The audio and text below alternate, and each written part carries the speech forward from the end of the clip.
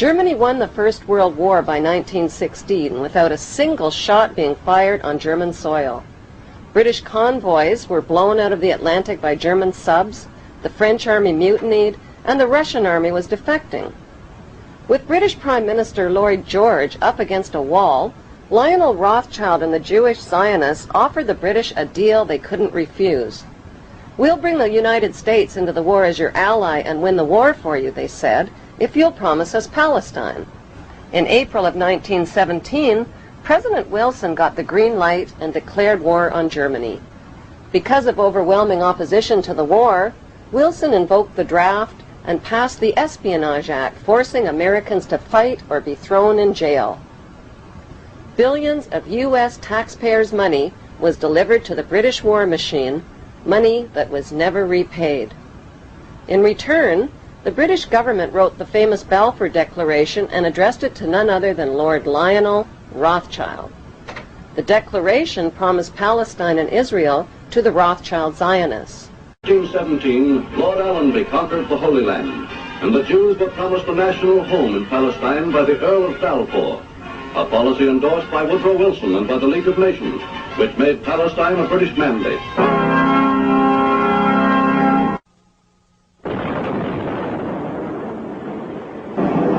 With the fall of Nazi Germany, the Rothschilds wasted no time waving their Balfour Declaration at the British government and reminding them of their written promise to give them Palestine.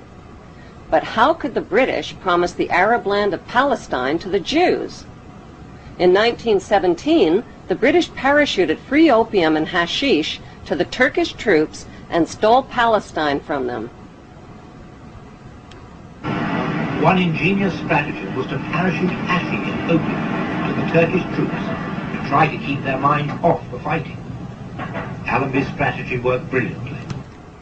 During World War II, the British needed Arab oil and signed an agreement with the Arabs which forbid Jewish immigration into Palestine. Then at the end of the war, the British broke their agreement with the Arabs and allowed the Rothschild Jewish Zionists to smuggle hundreds of thousands of Jews from around the world into Palestine. To win public support, the Rothschilds, who owned Reuters and the Associated Press, bombarded their media empire with images of homeless Jewish Holocaust refugees crowded together in ships off the coast of Palestine. On October 24, 1945, the Bankster pirates gave birth to their most powerful weapon of global control, the United Nations. According to plan, the British pulled out of Palestine and gave the land to the Jewish Zionists. These Zionist extremists call themselves God's chosen race of people and believe they have a God-given right to the land of the Palestinians.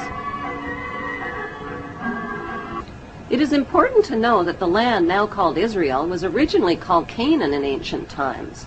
Canaan was populated by the Canaanite people, who were the ancestors of today's Palestinians imprisoned in refugee camps in Israel. About 3,500 years ago, the Semitic Hyksos kings ruled Egypt for 100 years, but were expelled from Egypt into Canaan. The Egyptians called these Hyksos people the Habarus, which means Hebrews. These expelled Hebrews invaded and conquered the land of Canaan and changed the name of the land from Canaan to Israel.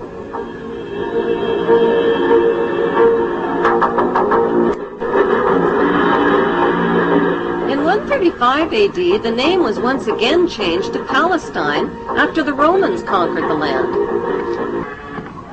In 1948, the Bankster-controlled United Nations officially turned Palestine into the Zionist State of Israel. To deal with the millions of Palestinian residents, the Israeli Jews massacred and drove them from their villages and homeland.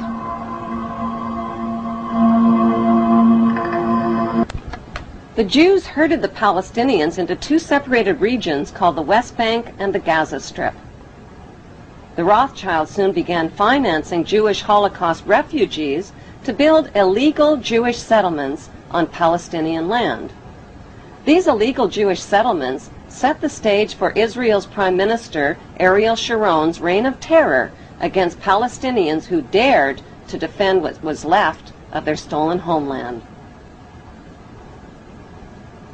Like Saddam Hussein, Sharon violated dozens of UN resolutions by using hundreds of tanks and American-supplied gunships and planes in an unrelenting campaign of bombing, murdering, bulldozing, starving, and terrorizing the Palestinians off of what remained of their land.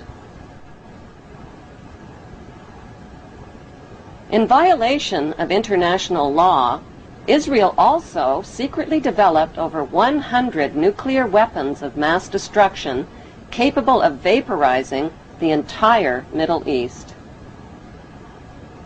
Defenseless against Israel's U.S.-backed military and media campaign, the Palestinian Muslims fought back with sticks and stones and suicide as their only means of defense against the wholesale theft of their ancient homeland.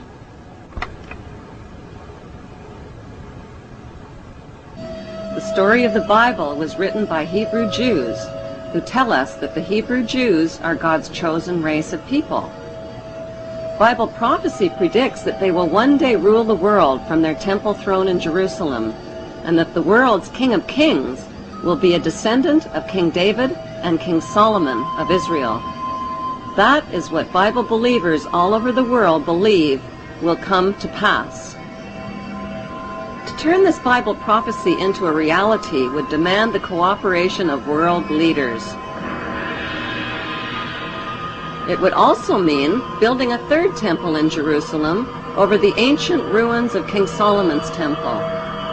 But there is one giant-sized problem. A sacred Muslim shrine called Dome of the Rock was already built on top of the ruins of Solomon's temple in the 7th century. It still stands majestically today in the heart of Jerusalem, and it would have to be destroyed.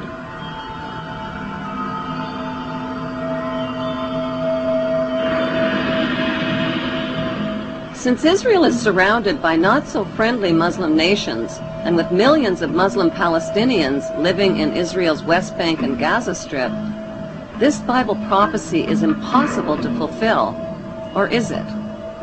Like a screenplay for a movie, the Bible story was written by Hebrew Jews. But who is the director and the producer? Is it God?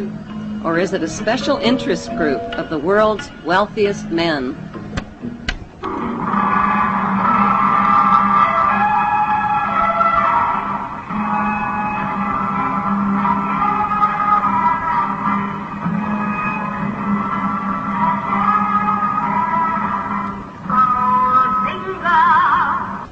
The Rothschilds, whose front companies had helped finance Hitler and the Jewish slave labor camps, had turned Jewish Holocaust victims into victimizers.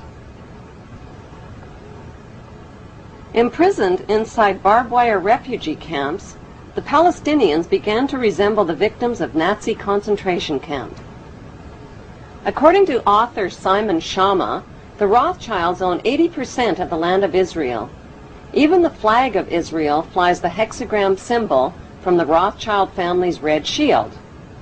The hexagram has 6 points, 6 triangles, and 6 sides on the central hexagram.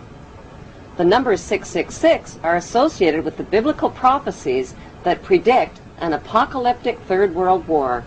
The Rothschilds bought Reuters in the 1800s. Reuters then bought the Associated Press, which selects and delivers the same news stories to the entire world, day after day. They have controlling interest in 3 major television networks and easily avoid media attention since they own it.